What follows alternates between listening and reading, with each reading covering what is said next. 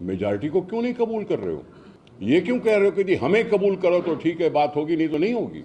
ऐसी बातें तो कोई और करता था, अब वो नहीं है सियासत में। कुछ ने बायकॉट कर दिया, कोई मुल्क छोड़ के चले गए। तुम ये कैसे कह सकते हो कि हमें मानो तो फिर बात करेंगे? अगर तुम कम निश्चित जीते हो तो मान लो कि हाँ जी हमने 3 सीटें ही सही, 4-5 सीटें, 6 सीटें कम जीती हैं। अगर रिगिंग करानी होती तो ये नतीजे नहीं आते। अगर किसी ने रिगिंग करानी थी और हुकूमतें करानी थी तो फिर मुझे बताया जाए,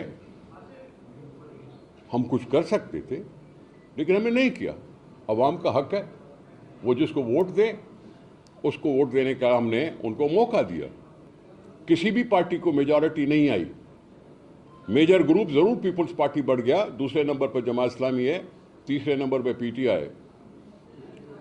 लेकिन ऐसी सूरत हाल में मखलूत हुकूमतें भी बनती हैं। तो डिक्टेटराना अंदाज अगर वो ज़िया-उल-हक से सीखे हैं या मुशर्रफ से सीखे तो हमने नहीं सीखे।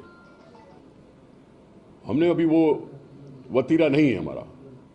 टाउन्स में वो हमसे शायद ज़्यादा जीते, टाउन्स में वो हमसे ज़्यादा टाउन जीते, हम नहीं जीते।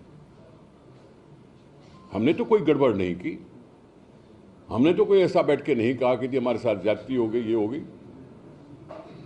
और सही बात कही सईद गनी साहब ने कि अगर रिगिंग करानी होती तो मैं अपने भाई को तो जितवा लेता।